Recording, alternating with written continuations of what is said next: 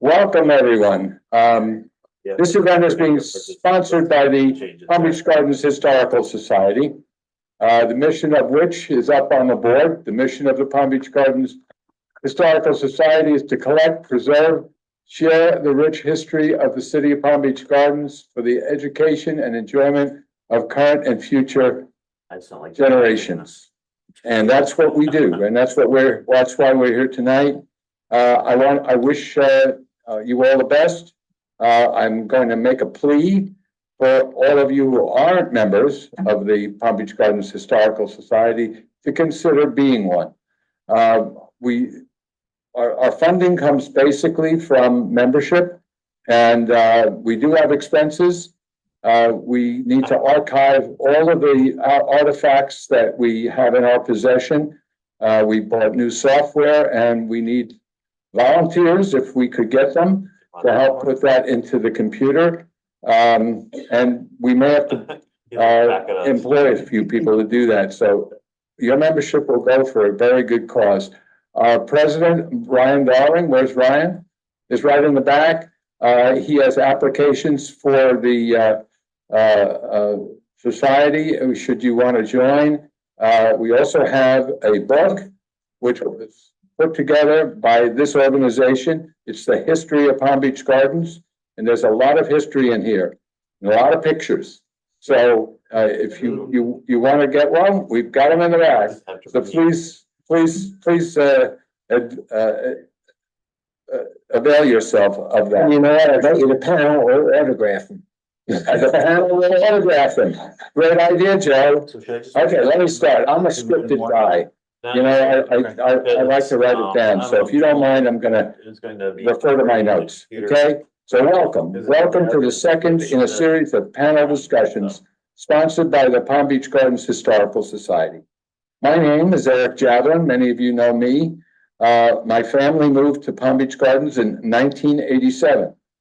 Back then, there were only around 16,000 people living in the gardens.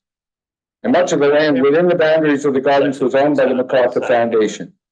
This feels like it's weren't developed. to the right than it is. Today, there are more than 60,000 people living in the gardens alone. And much of that land has been sold into there. So there. How did we get from there to here? Well, we're going to explore that this evening. So camera one is what I probably should have used. At the first panel discussion with former Mayor Mike Martino, raise your hand, Mike. And the former County Commissioner Karen Marcus, we explored the years from 1978 to 1998, which encompassed the MacArthur Foundation's role in the shaping of Palm Beach Gardens and the fight to preserve the Loxahatchee stew. That was a really interesting conversation we had with Mike, and he and Karen did a great job. Hope we'll do the same for you tonight. Tonight, we're going to discuss the years from 1998 to 2010. I want to be able to switch. The rush to development, we call it. How did MacArthur Foundation land sale and the forbearance agreement set the table for the future development of the city? First, let's introduce the panel. To my right, to my left, pardon me, your right is Joe Russo. Joe moved to Palm Beach Gardens from New Jersey in 1984. Joe's a certified public accountant. He's very busy these days. He was elected to the Palm Beach Gardens City Council in 1989, and he served until his retirement from the council in 2016. Joe held the title of mayor for 12 years. How long did you hold it, Mike? Okay. Yep. Have a good night. Thank you. You too.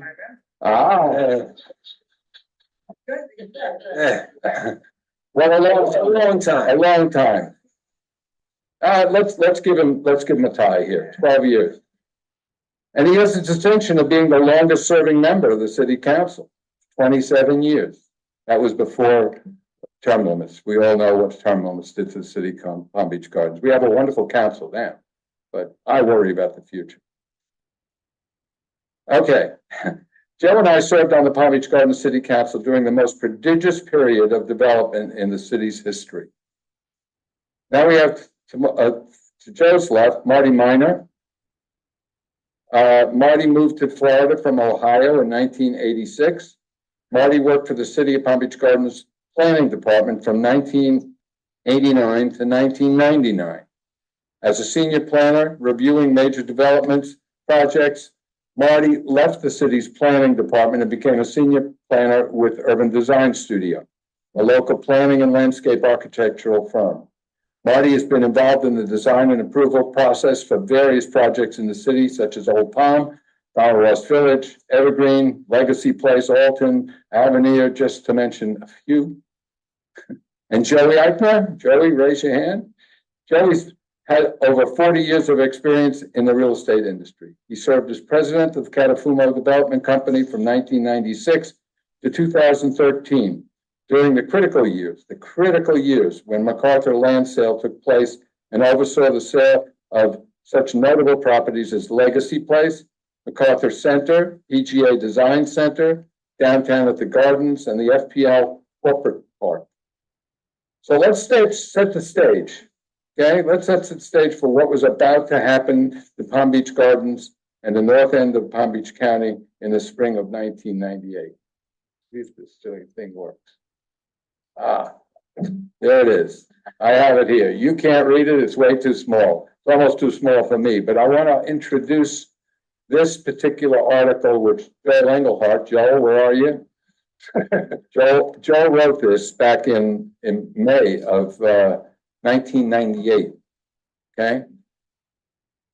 The John D. and Catherine T. MacArthur Foundation is weighing the bulk sale of its Florida real estate holdings.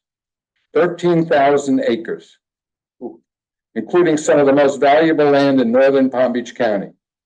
The company has hired Rockwell Realty Associates of New York City to evaluate the property. With the stock market hitting historic highs and real estate values soaring, the foundation believes it's time to reassess its piecemeal sales approach, said Dale Smith, the head of the foundation's Florida operations. The board's investment committee is contemplating selling a lot of their land, up to all of them. So this is what we were faced with. It was a rumor, but it was a pretty substantial rumor. And Joel and his cohorts on the Post began writing about it. That was back in May 1998.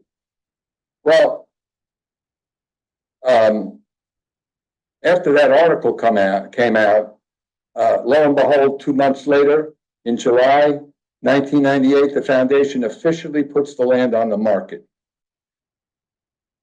My panel, what was your reaction to this bombshell announcement? Joey, you want to start? Well, first of all, I want to thank everybody for coming. I mean, this is, it's almost like it's all home night. I mean, you know, I'm saying a lot of got councilmen over here. We got 2 reporters that used to cover us, a lot of friends that used to come to the council meeting. So, and we got a petitioner that's out there, and I'm hoping he doesn't have a petition to show us tonight. But this is really great, and I want to thank you for asking me to do this, because there's nothing I enjoy better than talking about the city of Palm Beach Gardens and how it was developed and so forth.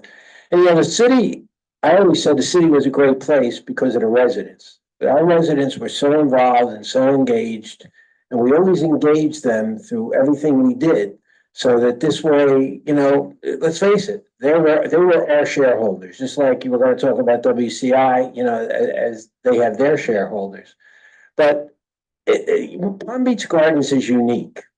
And at the first meeting, you know, Mike was there, and they were talking about how difficult it was to deal with Mr. MacArthur, because MacArthur didn't want government. He did everything the way he wanted to do it. But the unique thing was the city had so much land and wasn't developed, and it could be developed in the proper way. And fortunately, before we all got there, the previous councils did a great job. They managed the development, and they really controlled it, and to whereby they were the decision makers, and the developers had to be, you know, which was Foundation Loan Company, had to basically fall in line.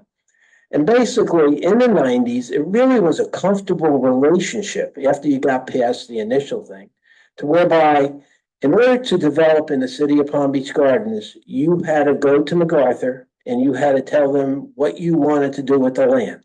So before they came to us, they had to go to them to get their project approved. So now you got a whole set of eyes. And remember something, we as the residents had a lot to lose, but they did also because they owned all the rest of the land. So they didn't want to do anything that would mess it up. Okay, to whereby then they wouldn't be able to, they would lose the value. So it was really a comfortable relationship. It was a great relationship because we could rely, on the foundation land company doing the first job. And then our planning department, did the second thing. So they had to come to us and we had to approve and so forth. That was all great until this happened. Because now what happened is now they were going to sell all the land because they decided that there was more money to be made in the stock market than the land here. So now you are going to sell it to an entity. Well, one of the entities was WCI, in fact, the person who won the bid. And Mr. Hoffman, who was the CEO, I believe is the CEO of the company, came to meet with me before he bid on the land. And he said, we would like to bid on the land. And he wanted to know what I thought, because I was a mayor at the time. I said, well, our council is going to want to see everything being done the way it was previously being done. Because that was, I always considered the developers as our partners. But I also knew that basically it was a partnership and we had different shareholders. And we basically had to control what went on and to everybody's benefit. So I always, there's developers always thought that we were tough, and we were. And Mike will tell you he was too. I mean, that's what made the city as great as it was. But now this all changed. And I said to Mr. Hoffman, I says, Al, I says, as long as you're going to do everything the same, we're going to be happy. Okay, if you're going to not, and you're going to seek to develop and get everything done and build out or whatever, then there's going to be an issue. No, he said, we're going to do it all together. So he wound up bidding on the property and winning the bid. So he called me and he says, look, I won the bid. He said, I'd like to come down. I'd like to come down on a council night, have dinner with you and go to the council meeting and talk to the council people and talk about our partnership. I says, fine, I'd love to do that. So he came down, I met him for dinner. We went over to the council meeting and he basically said to everybody, well, we're going to work together and we're going to do all of this and so forth and so on. Then one day, this is great. Joey Eichner's associate, Dan Catalfumo, calls me up and he says, oh, by the way, Mr. Hoffman said, he said, we're going to have in every one of our contracts that we're going to have to approve what the buyer does. So that when we sell the land, we're going to know what they do and how they do it. Now, Mr. Catalfumo comes to see me one day and he shows me what he wants to do with a piece of property. And I said, oh, what do you think? Oh, yeah, and I would never tell anyone one-on-one, what I thought. I said, it looks good, but I don't ever because many people, developers like to meet with you and say, can I have your vote?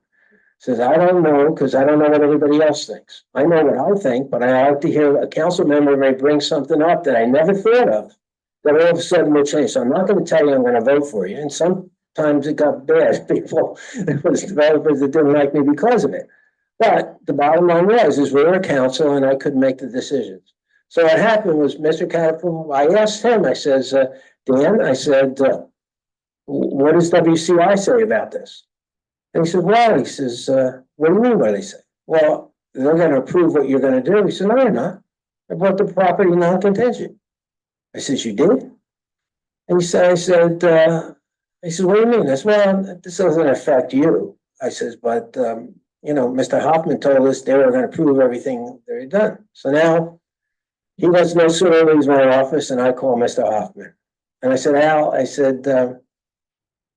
Dan Catalfumo was just in my office. I said, you came down, you wanted to spend the night, have dinner with me and go to the council meeting. Do you think that I was looking for a free dinner? I said, you came down and said that we were going to work together and we were going to approve the projects. Mr. Catalfumo just came in and told me that he could do whatever he wants with the property because he bought it from you non-contingent. You told me you were going to approve all the things. He says, well, look, he says, let me schedule. He said, I want to come down and meet you in your office. He says, I want to talk one-on-one. And that he did. So now he comes down to my office and he says, Joe, he says, I'm sorry. I says, okay. I says, you lied to us. I says, you told us one thing and then went and did something else. He says, yeah, I'm sorry. He says, but I didn't have a choice. I needed to do this because I needed the money to close the land. So I said, well, then you shouldn't have told us what you did. I said, so that's fine. I understand. I said, look, you did what you had to do. I said, now I'm going to go back to the council and we're going to do what we have to do. That's how the forbearance agreement was born.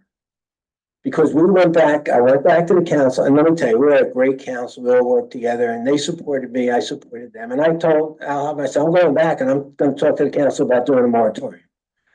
Remember, I'm only one vote. There's 4 other votes, and I'm interested in hearing what everybody wants to hear. Now, you say a moratorium to a developer, that's like, you don't ever want, that's why it's called a forbearance agreement, because we came up with a different name. So what happened was, I went back to the council, because you have to understand, there's no way in the world we could have ever handled it. Because now you got the slow pace of the foundation land company selling parcels, and our planning staff, approving them and coming to the council in steps. So it was a nice, now all of a sudden, well, I think Eric could go through the list, or probably Marty or Joey will go through the list of all the buyers. Now all of this land was basically gone, sold.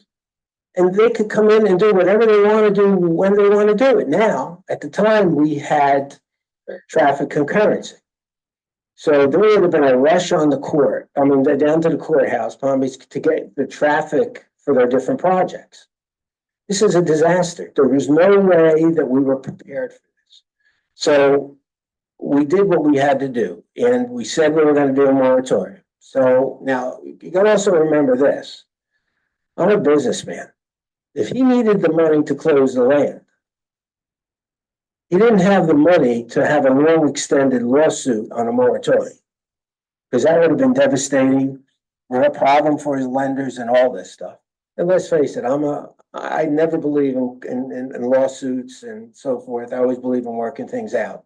So we sat down and we came up with this forbearance agreement, which had a lot of different things. I'll let somebody else address all those.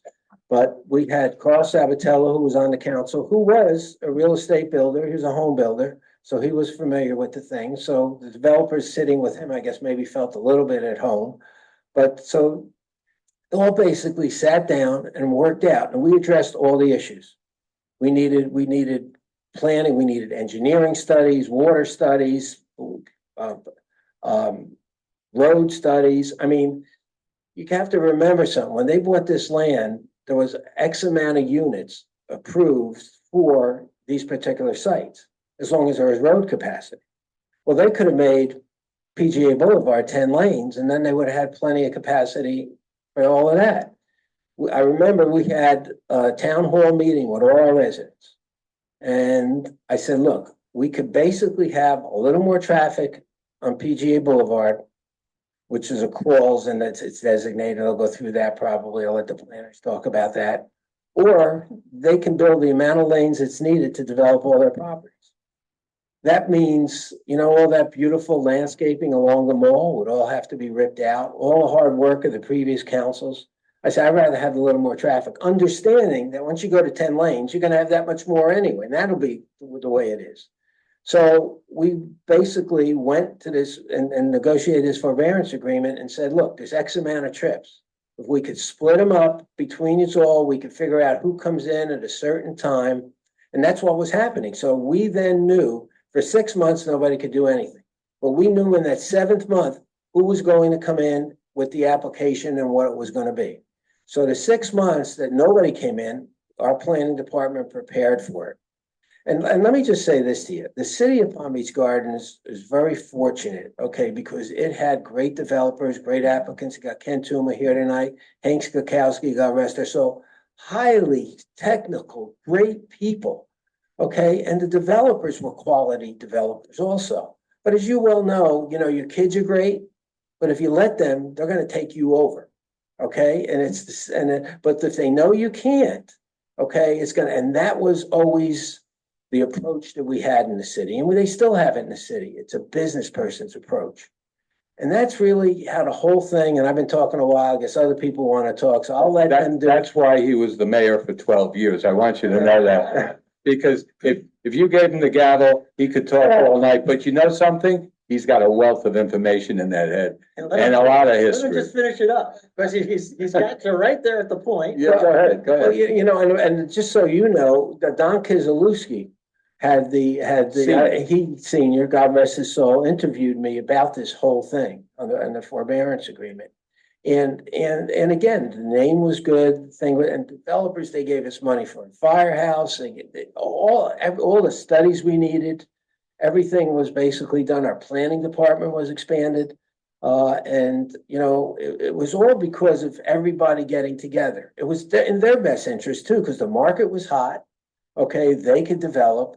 But again, we wouldn't have wanted to have this city just being built condos upon condos in town. We always looked at quality. That's why, you know, you had Ballin Isles and Mirasol and out of that, you know, you had Old Palm that came and the DeVasta, who's a great developer and business person, built, you know, so we were fortunate that good people bought the property. But again, it wasn't easy. And those days were really tough. And I will tell you, the council, this city could have got messed up with Mike's council, and it could have got really messed up with us. Because if they would have developed that the whole time, this city is the way it is because the councils were so strong, from Mike's council to our council, and you know, like our term limits. We had a lot of experience. We were up there, and we were still learning every day. But again, we knew enough to basically protect the city. Because I always said, and I said that, I said, well, here's the problem. I understand what you did for your shareholders, but understand the residents are our shareholders, and we're going to do what we have to do to protect them. And that's what we did. So I'm going to let somebody else talk about you know, I'm probably my time. Don't you have time limits? It's okay. We're all amongst. We used to have 3-minute limits are. on the camera. Yeah, you know, Joe mentions the fact that we're just citizens like everybody else. We're not planners. And let me mention the fact that Carl Sabatello, Joe, myself, Lauren Furtado, and Dave Clark, I think were the 5 board members in that particular time. And we voted 4-1. I won't tell you who voted against the moratorium, but one of us voted against it. And we took an official vote for the moratorium. I will say that Joe voted for it and I voted for it, so you know. But anyway, and that moved the dial. That definitely moved the dial, because if we hadn't done that, they took us seriously and they realized that they were investing millions of dollars. You know, today we talk in the billions. In those days, we talked in the millions. And if you translate one into the other, it would have been billions today. So it's a lot of money at stake. Joey, why don't you give us an idea what was happening on your end? And by the way, Joe, you can tell us everything now. No secrets, hold back, It's please. like a deposition. I'm just going to answer yes or no. I don't. Well, welcome everybody, and thank you for coming. And you know, I accepted to be on this panel because I realized I was going to be with a couple of politicians. I'd never get a word in anyway. Marty would be lucky. You know, from our standpoint, and as Eric said, in my background, I'd been in real estate for a long time. And even before joining Catalfumo, the land up here was always sought after from every major developer, and everybody wanted to be here. I mean, we had a regional mall that was one of the best in the country, and nothing around it. Everybody wanted to be here. Everybody wanted to be around that mall. So when the land became available, of course, it was exciting to every developer, especially us, because we had our corporate offices here. We were already here. A lot of our construction, everything was building in Palm Beach Gardens or around Palm Beach Gardens. So it was natural for it to be in our backyard, and we were familiar with the property, and it was great. We were excited. That was awesome. And then when WCI did get win the offer, and then didn't have any money, that it was Catalfumo that put up the deposit to lock up the deal. So, that's how that came about, and that's how our relationship with WCI came. We ended up buying 400 acres, 425 acres of nearly 14,000 acres that was actually sold around here. And that goes from North Lake Boulevard up to Palm Beach Gardens here up to Indian Town Road, along all those parcels. So it was a very exciting time. We were thrilled to have the opportunity to do it. Well, Joey's right. You know, they didn't have the money. They bought a huge piece of property with no money. And that's why they had to turn to all these, but they had a willing group of people who are willing to buy this. I mean, this is prime property, folks. It's amazing. But again, if we hadn't done what we did, it wouldn't be what it is today. So Marty, tell us, who was in the planning department at the time this bombshell hit? Well, you had Kim Glass, you had Roxanne Manning, but Bahari Wolf was there, and I think there was another planner, but it was relatively small. But we were very busy. 1998, it was PGA Commons was coming through the approval process. The EC Theater was coming through, the City Center on the east side of town. So it was a busy time, and then this article comes out from Joel, and you're learning about this, and bells go off. As you know, we were used to, as Joe alluded, for MacArthur properties, they vetted everything. So it came in a fairly clean project. And we worked with them, but it started it so much farther down the line. It was a comfortable relationship. Now we have, instead of 100 acres, 50 acres come in, we have thousands of acres coming online at the same time. And we don't know how the traffic's going to work. We don't know how the drainage is going to work. The impacts on parks and recs, fire, police, schools, all those were up there. And we were in the unfortunate position of not knowing what we didn't know. So we started trying to find out as much information as possible, trying to gear up for it. There was amending of the codes to sort of assuming that, but it's a long process. And then people who are the other buyers, not necessarily WCI, but the other buyers, their attorneys, their planners, their applicants would come and call, say, hey, but how about this? What do you think about this? And you knew the process was starting. And it was just going to be a tidal wave of development.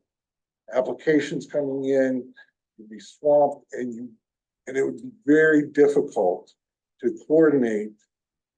It would have been difficult if WCI developed them all and you're dealing with one development team. We were dealing with dozens of development teams, dozens of engineers, every architects, planners, and trying to knit that into a community on the fly. So leading up to the forbearance agreement and those negotiations, those were our concerns. You know, the one thing that came out of that too, you know, when I spoke about like you talked about the traffic, but you know, when we didn't want to expand PGA Boulevard, you know, we had to do other options. That's why Burns Road now is 4 lanes. It used to be 2. And you got Kyoto Gardens that wasn't even on any plan, but we had to do, because we had to develop other roads to take the traffic off of PGA Boulevard. And that's what we did. And that's the time that we were doing that, was those in that time period of the moratorium. We were doing those studies. And that's why that moratorium was so, I shouldn't say the forbearance time was so good, because it gave us the time to do all these studies. And that road thing, as you well know, it's, of course, I can't say it now because there's so much traffic on the roads, but you know, we didn't put it there. So well, you know, you don't have traffic concurrency anymore. So you know, it's traffic concurrency protected us from not becoming like Dade and Broward.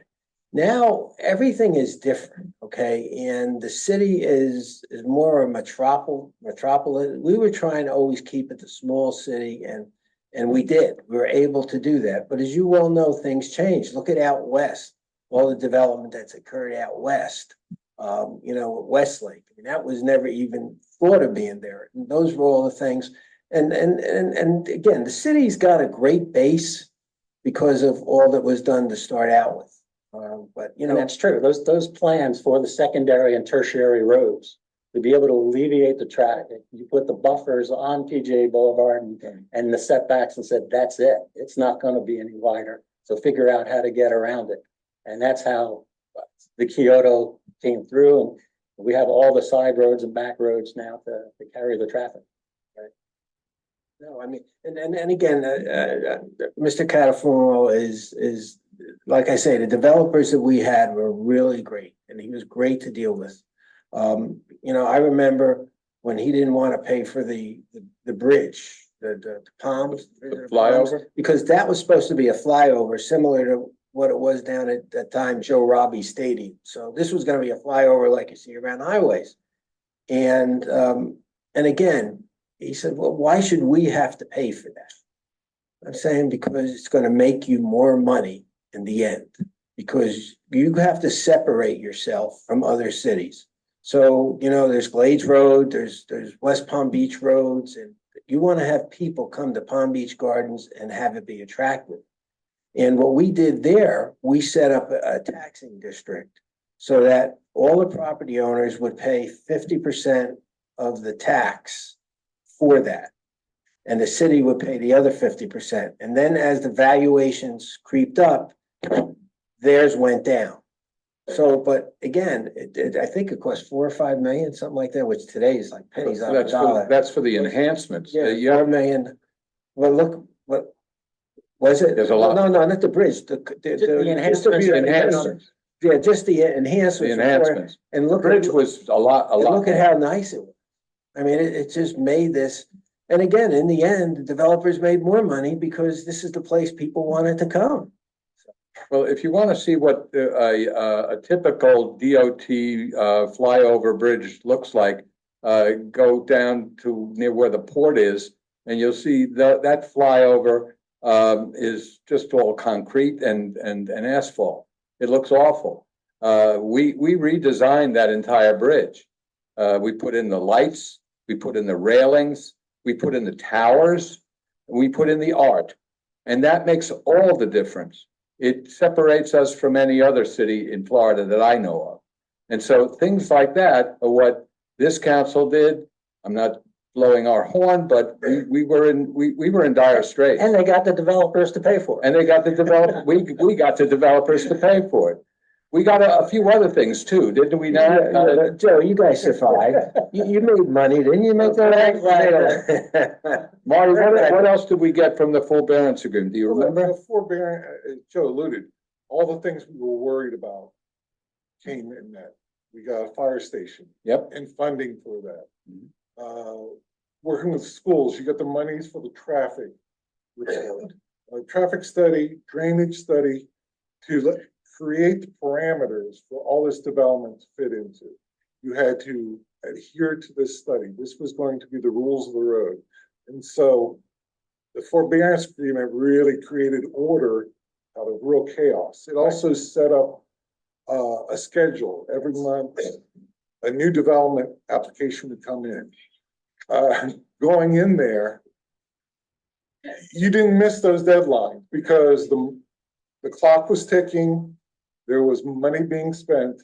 And so there was a lot of late nights on the public and private sectors to meet those deadlines and start that review process because everyone wanted to get through, approved, and out of the ground. Didn't want to go to the end of the line. Didn't want to be there.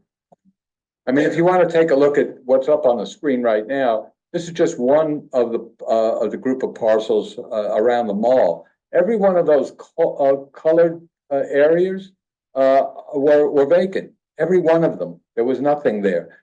We used to talk on our council amongst ourselves in public, by the way, about the new new downtown. There was no downtown. The downtown we envisioned on the other side of the railroad tracks, but it took this to make it happen. And if you'll see, I just started in a few of the projects that came out of that. One was downtown to Gardens, La Posada up there. I didn't put them all in because they were too small to fit in. But most of what is built on PGA Boulevard today, all the high rises, the pink building, the gray building, I refer to them as pink and gray because we used to have nightly sessions over what color to make these buildings once you're done.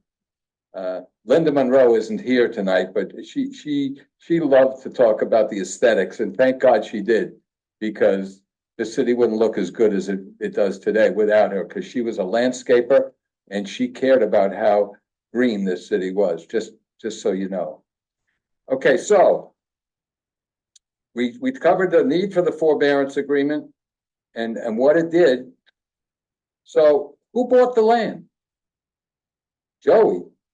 You bought part of it. We got 400 acres. You got 400 acres. How did they establish a timeline? I know Catalfumo came first. You built Legacy Place. After 4 attempts, you did it the last time. Legacy was the first one. We did Legacy and the MacArthur Center out in front of Right. the gardens, basically at the same time. We were working both of those. And you didn't do the Mattress City. We didn't do which? The Mattress City, remember? when we No, were gonna do the that was Mattress late, City? yeah. Boy, were we upset about that. And to Dan Catalfumo's credit, he had to walk it back with, I guess, you had it leased or whatever. He didn't do it. He knew how much we hated it. We thought it would just change the whole character. So like I said, people that always think the developers are the enemy, not necessarily. It's like he did the right thing there. And he always did, the way I think. Because it's his backyard. This is where he lives. And we did build things like strip malls on PGA Boulevard.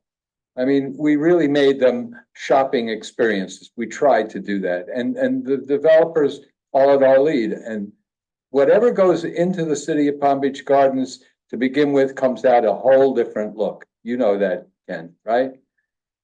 And it's always better, and you always thank us afterwards. Us. Them. Yeah. Okay, so you're not going to share with us who you went first. Who went last? Who went down? Do you have a list? Probably doesn't remember. You don't remember, huh? He doesn't remember. They're all quality They're developers. still going, I think. Oh, they're still going. Yeah. Ken, who went? Toll Brothers?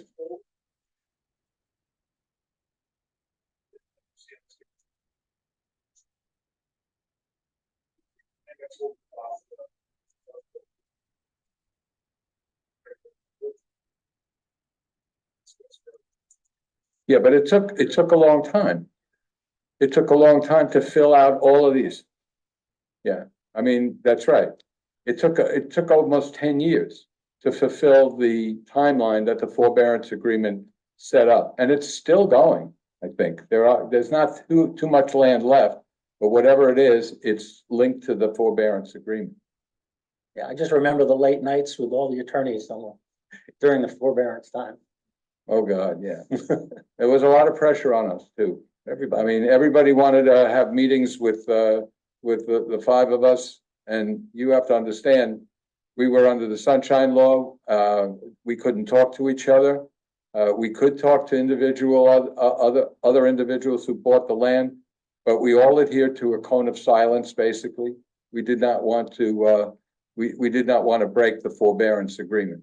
I do remember Dan, he and I negotiated what eventually became Downtown of the Gardens, and I don't remember what the issue was. I knew there was an issue because the new developer that was Greg Menon wanted to buy it, and there were some land use issues, weren't there, Marty? I don't know. Yeah, it was tied up into the original DRI. That's right. And you had to convert some of the residential. Yeah, we had to change the maps. There were maps involved. Yes. And I remember having a conversation with Dan. We sat down and we spent about 2 hours discussing it. When we came out of the room, we had a handshake, and it worked. It did. Amazing. So I'm so impressed with what's happened in this city over the years that I've been involved, and all of it happens because, you know, we care about our city. We don't. We're citizen politicians, all of us. Mike, Joe, myself, all the others who sat on the council over the years. Bert and David are Bert out and there. David are out in the audience, and we thank them for their service. Bert's still on the city council. So term limits, not So if you great. got any complaints, you can see You him. can see that.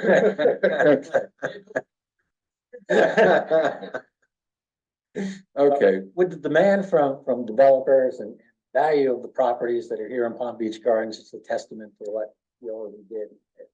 Prove that it's one of the finest cities ever. We're developing the Ritz-Carlton now. Yep. Ritz-Carlton, as soon as we said it's Palm Beach Gardens, they said, we're all in. I mean, they know it. They don't put their brand of Ritz-Carlton anywhere. There's gotta be a reason for it, and you gotta earn it and respect it. There's gonna be They respect Palm Beach Gardens. So. There's gonna be a Ritz-Carlton here? I mean, if you're not dead, you know it. I mean, the advertisements on television are nonsense. so how much are those units going for? We start at 4 million. Oh, see, now that's a tax base for it. That's right. It's gonna reduce our taxes. And that's what we should do. We should do a little advertisement. Following the moratorium, when that was released, and then people started submitting things. It was a very busy time for the public and private sectors, but basically we were creating a large portion of the city on the fly. Yeah. And a lot of it goes to the benefit of, as mentioned earlier, Hank Skowski, Don Herring, a lot of other very talented people at that time spent endless hours sort of knitting this fabric together for the community especially on the north side of the city, because it was also tied into each other. So I wanted to make sure we mentioned. Yes, I'm going to mention them too in my remarks to conclude, because it takes a village to build a city. It really does. All of these people put their expertise in and their care in, because they live here, and you don't want to mess up where you live. And I think we did an amazing job. I'm not just patting myself on the back, believe me. These guys, but so many other people who contributed to this. And Joe has alluded to it. We had some of the best developers anywhere. I mean, the people that came here to develop in our city were class acts, and they cared about our city. A lot of them lived here, and that's why they cared. Okay, and we used local land planners and local architects. Yes. They knew the area, they knew the designs, and it worked out well. I mean, it was a exciting. good group. They were exciting times, believe me. Okay, so in conclusion, let me say this. I want to take an opportunity to thank Palm Beach Gardens Historical Society. Ryan and many of our members are here tonight. Raise your hands, members. Yeah, isn't that great? So if you're not a member, you got to fill out a form in the back. You know that.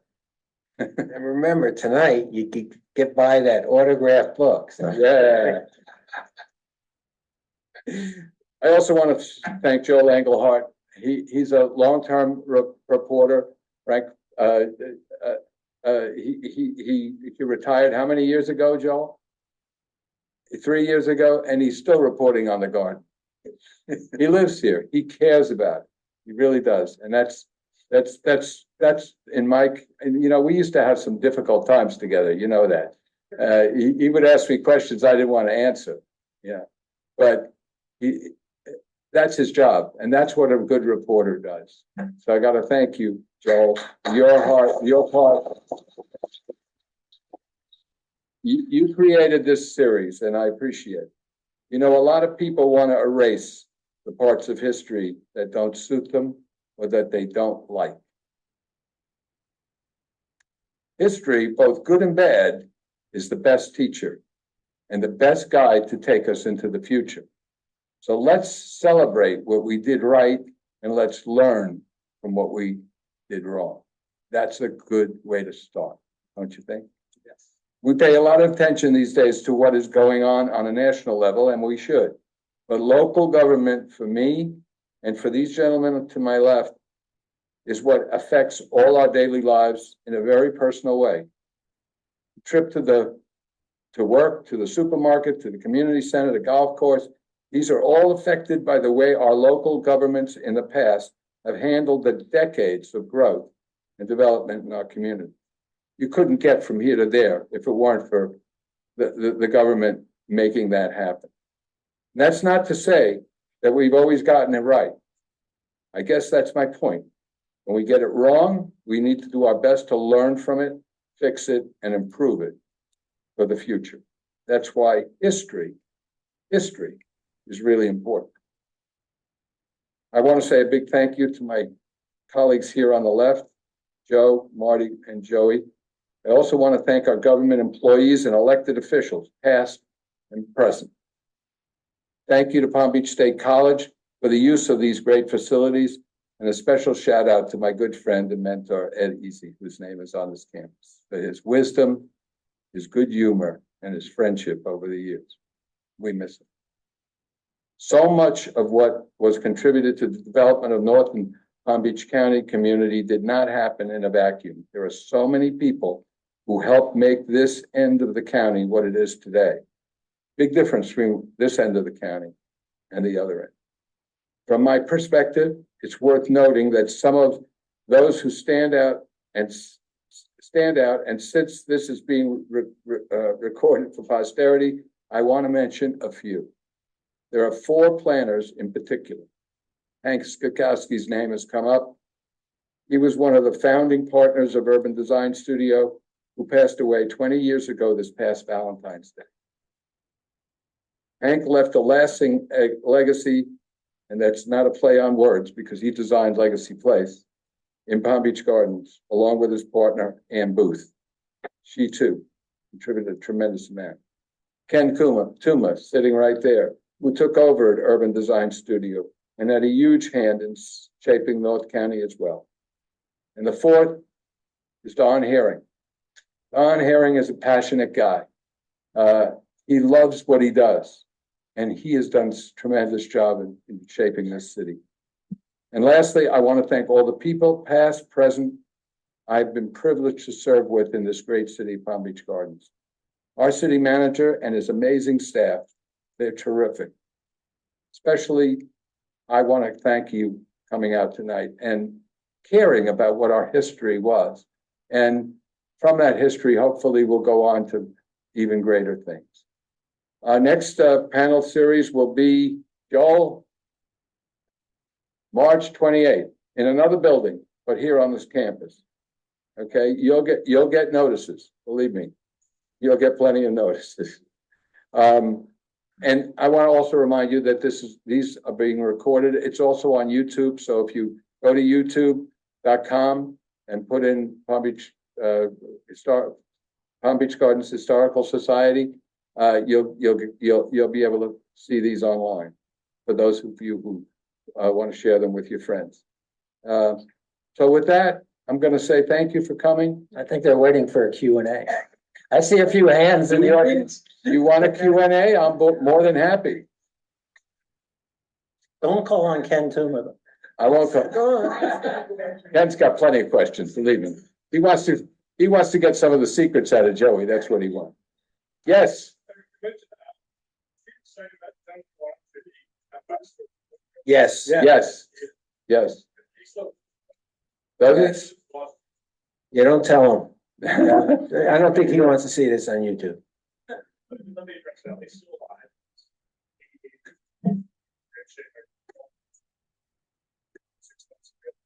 Couple things for you. One, so the thing that got this here was still had bird.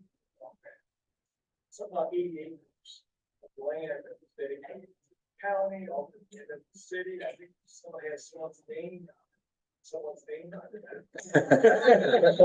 You're talking about the regional park. Right.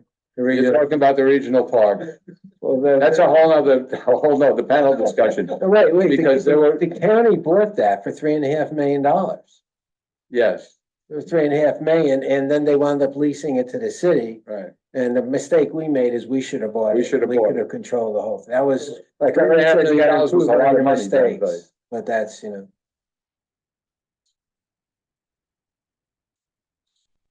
That's right. That's Right. right. MacArthur. MacArthur Foundation. Well, that's how they got the land.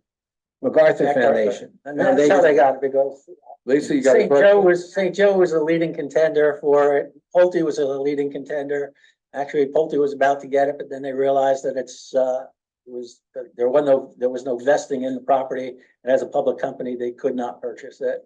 And then it fell back to WCI again, which, came to us, provided. And let me just say this. After all that we spoke about and everything that's happened, we were fortunate to have WCI, because as bad as maybe it started, they were able to control all the people that were buying the land.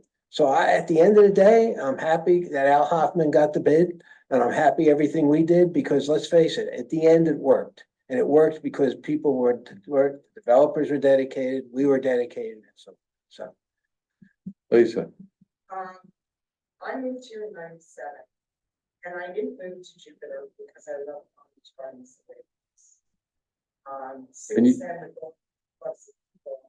I moved here because I thought they were going to Jupiter, and for some reason, they all flooded here. But to get back to what some of you have said, why didn't, and I thank God for the forbearance, because it gave the town council some sort of hold to limit the development that could have happened to it. And that is a blessing. But again, I moved here in '97, and my family, they moved in Jupiter. So I love going. Okay. So to get back here, why didn't the developers in the council ever consider having some sort of open space or parks planned in the gardens? And then I live in Garden Lakes, and thanks to MacArthur, I'm in a cul-de-sac. So I have open space where I live. I also can walk to my shopping center across the street, and I don't need a car for a restaurant, for pharmaceuticals, for food. I can go on my phone. However, when I walk to the flea market, in certain places, no sidewalks, nothing. Why? Why didn't the council, who was working with the developers, I understand why they didn't want to do it, but that's another story. But why wasn't a green space, like, why weren't sidewalks? Why was Kyoto Gardens Drive driven through this beautiful land that was there that could have made it beautiful? Why? Other than for profit. I mean, was there a reason the town council at the time didn't foresee that? No, there were parks. That's why there was parks, and part of the approval process is a recreation impact fee, and you got to maintain. I think ours was 5 acres? Something like that. I forget what it was. 6 acres. Which is a preserved area. That's right. Which is managed by the state. But other than that, as I hike, I don't know where there are. Well, Mirasol has a park. There's 10 acres right there on Kyoto, which is in the FPL plant now, which is Right. set aside, preserved. I don't know what they ever turned it into. It's just preserved. Well, that's what I'm saying. The Frenchman's Reserve, and then they gave that money for that. They gave that money for Frenchman's Reserve. For Frenchman's Reserve, or whatever it's. As I say, We have Sand Hill. as I say, not everything is perfect. No, We made but mistakes. there was parks. Now, But as we far as did. the sidewalks are concerned, that was a long time ago. And again, maybe you should have come last meeting, maybe Mike could have addressed it, because maybe there was reasons why back then they didn't want to do sidewalks. I'm still dealing with sidewalk too. You Well, even did you gotta sidewalk back remember then. 40, 50 years ago, people probably didn't want sidewalks. That's just the way it was. Well, I But anyway. walked to the market on the other side of the street. Right. So there is a sidewalk that goes up Well, when you're west of the tracks on PGA Boulevard, we adhered to a MacArthur plan, which was a greenway plan. Remember, there are sidewalks there and they're meandering. I mean, we had opportunities to do it when we had opportunities to do it. When we didn't, we couldn't. It's as simple as that. David, Now, something that I always thought was a great thing for the city was PBG over. Was that developed, the forbearance agreement? No, that was before. Ask Mike about that. Mike did that. Yeah, Mike did that.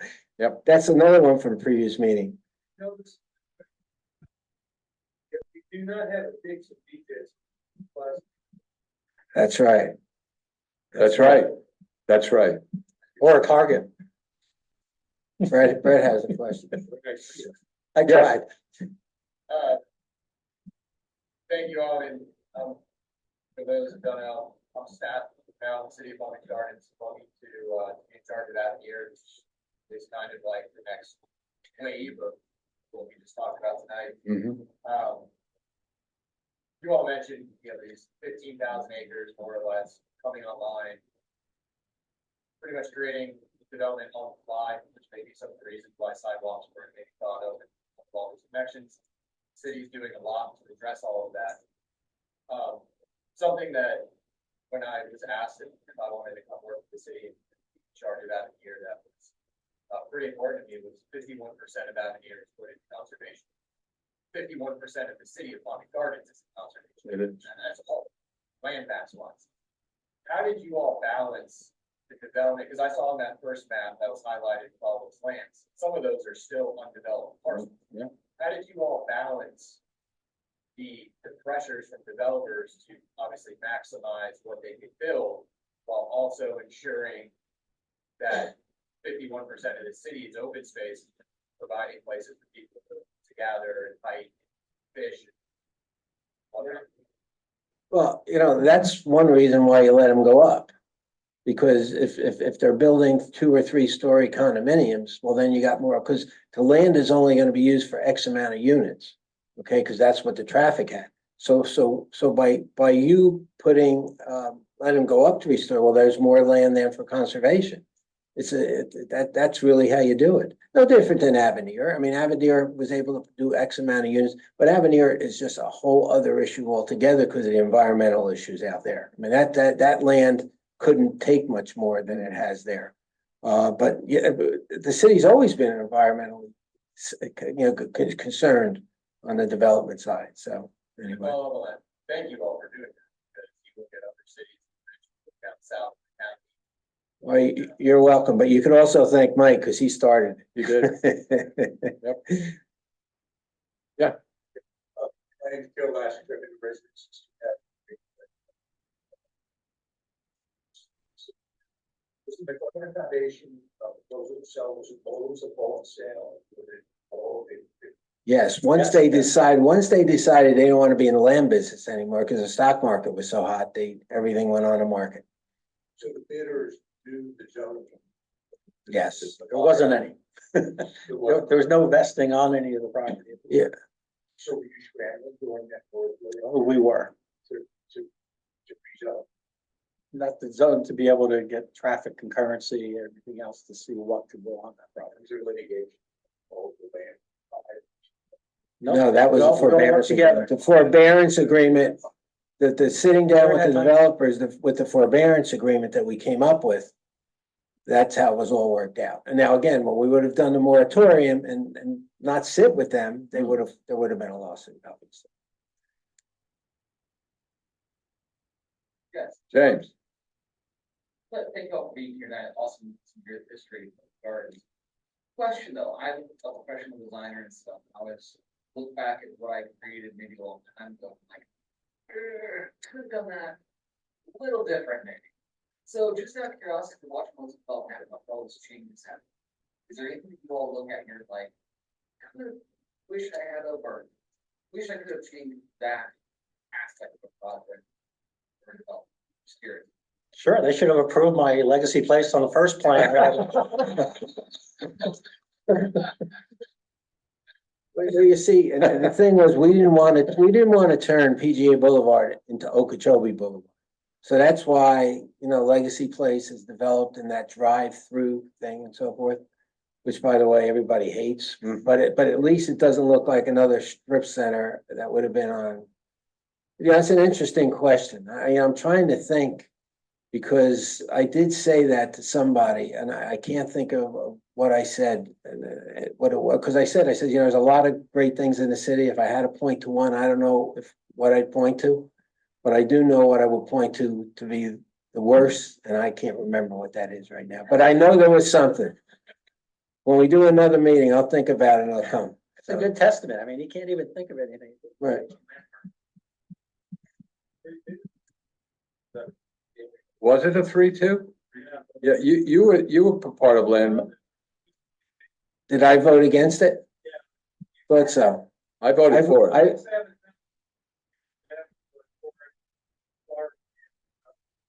Really? I'd like to go back and look at that because I was never crazy about that.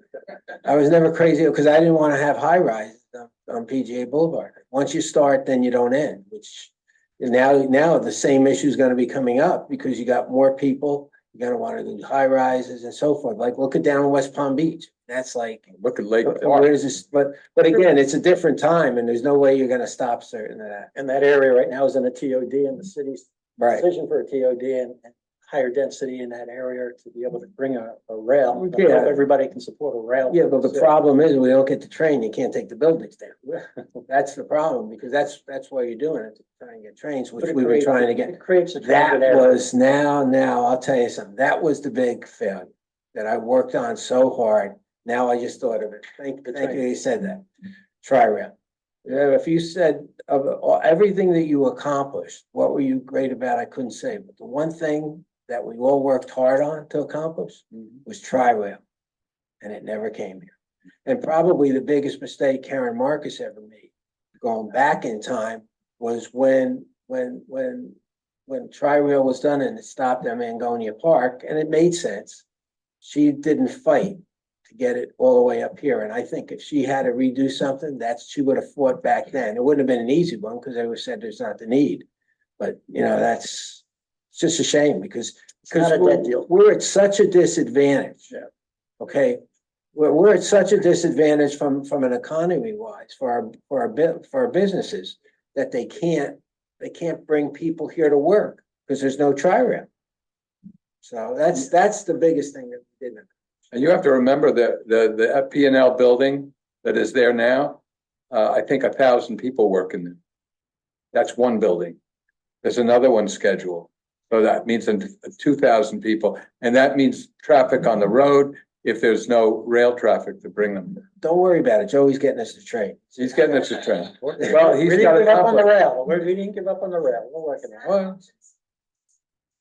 Well, no, it's not closed. It's just you can't get the funding, and that's what they're working now. I was told last week at the chamber because I went to the state of the county, okay, and there's commissioners there, and they were all talking about all the great things that they were doing, and I basically said, you know what, I got to ask this one question.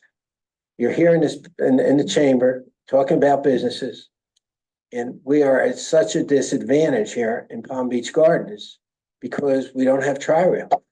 When are you going to bring tri? Well, we're working on something, and that's what I heard. So,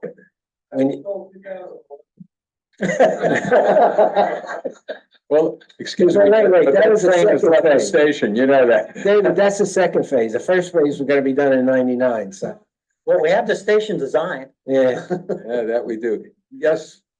Could you go back to the map of where the parcels are? Yeah, these maps. I'm sorry. Oh, yeah, that's this. Talking about. The big map, all 14,000. That one. So I noticed that Central Boulevard runs through a whole swath of the western parcels there. Was that built for that development specifically? When was that developed? How did that come about? That came before I got on the council, I think. that was Isn't always that going right, to be Lee? around. I think that's right. Central.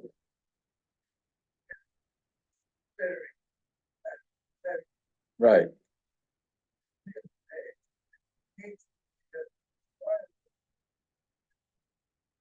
Take your time.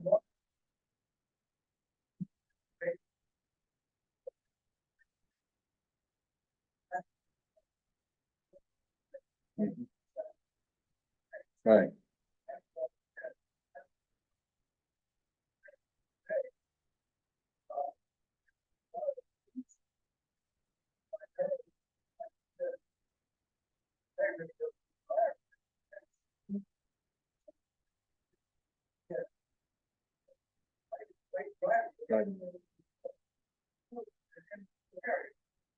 Right.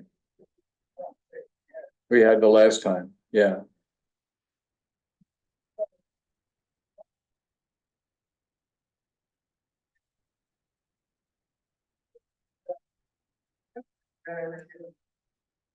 And, well, in conjunction with either WCI or the foundation itself. And some reasons that got done. One of the reasons was this national, competition, or better than the government and different departments. You mean the county and the city? Yeah. Yeah.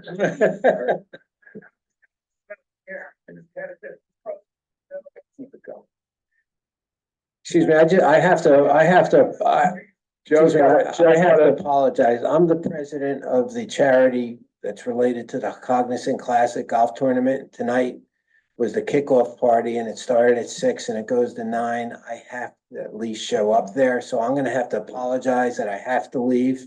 But you all want to come back again. I love talking about the city and all this is, and I think the Historical Society should have more of these, and I'm always willing to speak. And I just want to thank you all for coming. I love the questions, and there's so much more. We could spend another 2 hours here and tell you a lot of more other stuff related to the city that I think is very interesting. But so I apologize and thank you, and they're all going to stay. And if somebody does buy the book, call me, I'll come by and sign it. So, thank you. Knows where to find it. Thank you. Thanks, Joe. I was at the first one. Come to the last one. What's that one? Then I could, Traffic. then I could ask questions. Yeah, yes, yeah, I'm sorry.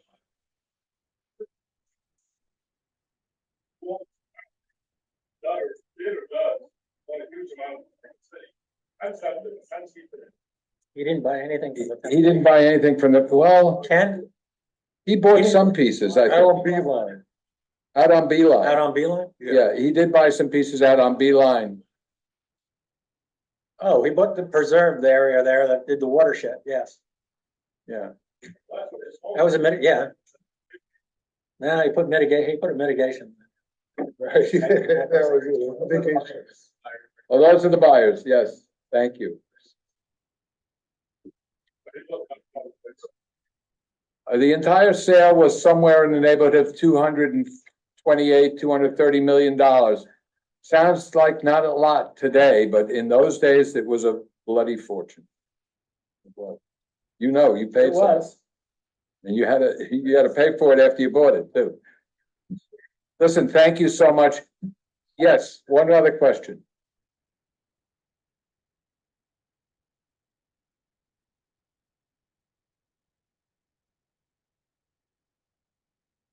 The question is there any concern for the traffic on Ellison Wilson that the Catalfumo company is building today?